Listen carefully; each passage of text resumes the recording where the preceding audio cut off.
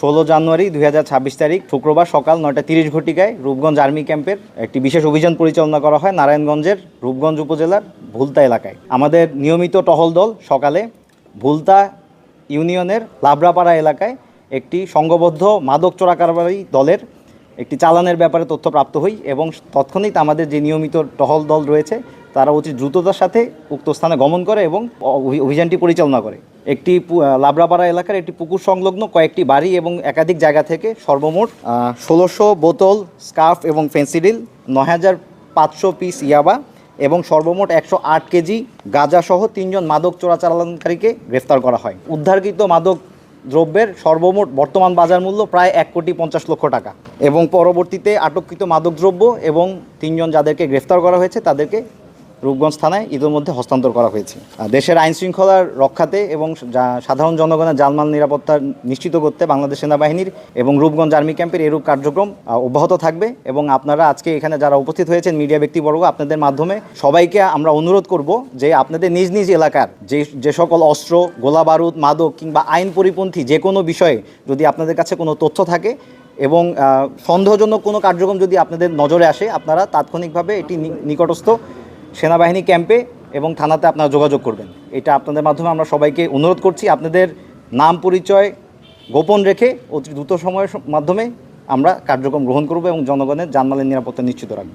যে ভুলতা ইউনিয়নের লাবরাপাড়া গ্রামে একটি পুকুর সংলগ্ন কয়েকটি বাড়ি থেকে আমরা এই আপনাদের সামনে যেই ইয়াবা, ফেন্সিডিল এগুলো দেখতে পাচ্ছেন, এগুলো আমরা উদ্ধার করেছি এবং বাড়িগুলোতে নির্দিষ্ট কার বাড়িগুলো তালাবদ্ধ ছিল, তালা ভেঙে আমরা সেখান থেকে এগুলো উদ্ধার করি এবং এগুলোর জন্য যেটা আশেপাশে যারা এখানে ডিউটিতে রেখে গিয়েছিল, যারা এটা নিরাপত্তা বা এগুলোর সাথে জড়িত ছিল, 3 জনকে আমরা আটক করতে সক্ষম হই। সাথে সাথে এই বাড়িগুলোর মালিকানা কার, বাড়িটা কার এবং এখানে কে থাকে এই ব্যাপারে আমাদের তদন্ত এবং এখনও অভিযান পরিচালনা এখনও চলমান আছে। তো আমরা যখন এগুলো কনফার্ম করতে পারবো, এটা একটি সময় সাপেক্ষ ব্যাপার, আমরা আপনাদেরকে সাথে সাথে আপনাদেরকে আমরা এই ব্যাপারে আমরা পরবর্তীতে জানাবো। আর উৎসটা আমরা স্বাভাবিকভাবেই আমাদের সোর্সের নিরাপত্তার জন্য এবং উৎসটা আমরা পাবলিকলিভাবে ডিসক্লোজ করতে পারবো না, বাট আপনারা যেহেতু দেখতে পাচ্ছেন প্রায় 1.5 কোটি টাকার মাদক একদিনে একবারে উদ্ধার করা হয়েছে।